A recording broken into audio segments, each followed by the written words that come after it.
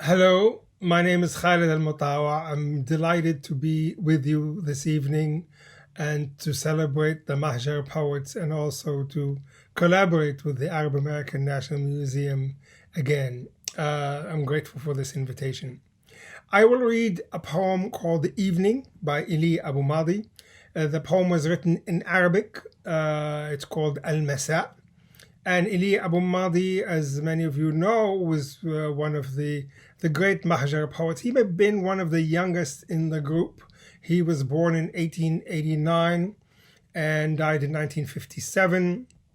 He left Syria, Lebanon in maybe 1910 and went to Cairo, and that's where he published his first works. And then in 1912, he came to the United States, lived in Ohio, and then back to New York to join the Rabit al-Qalamiyya, and he was one of the founders.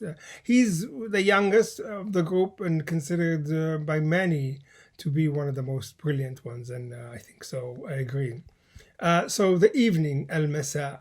The poem is addressed to a young woman, a young adult named Selma, which is common. It comes back from ancient Arabic poetry, where Selma was the sort of typical female figure addressed in love poems, in many love poems. So The Evening. Clouds hurtle across the sky like frightened hordes, and the yellow sun grimaces a wrinkled brow, and the wide sea falls silent, reverential like a monk. But your eyes are pale, gazing deep and far.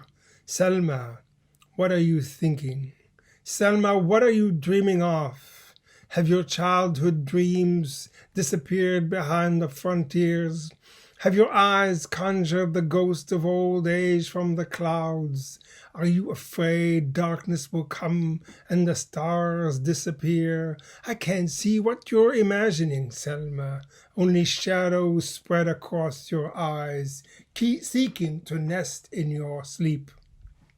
I see you as a traveler in the wilderness, lost from the road, hoping to find a friend. But where in the wilderness are friends to be found? You love the flash of lightning, but fear how lightning deceives. Selma, you're like a knight fighting horrors in the dark, far from victory, never accepting defeat. These premonitions were not mere shadows that lined your eyes. I saw you in the morning light, saw their glow on your cheeks, then found you in the evening, your head in your hands, your eyes crowded with mysteries, your soul drawn low and deep, like a lover's anguish, rugged and steep. Selma, what are you thinking? Of the earth?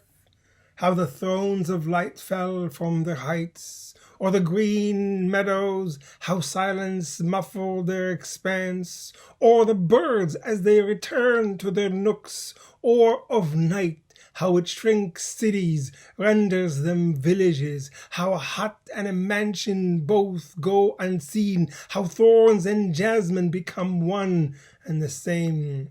Night does not distinguish between a river and a swamp. He hides the smiles of the joyous and the sufferer steers, shrouds beauty and ugliness under the same veil.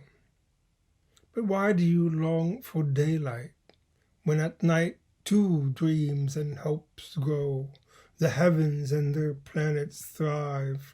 For when mountains and plains are soaked in gloom, flowers keep their scents, the waters their burbling song. Yes, and breezes go on gliding across the skies, leaves their rustle and sway their love-edged breath.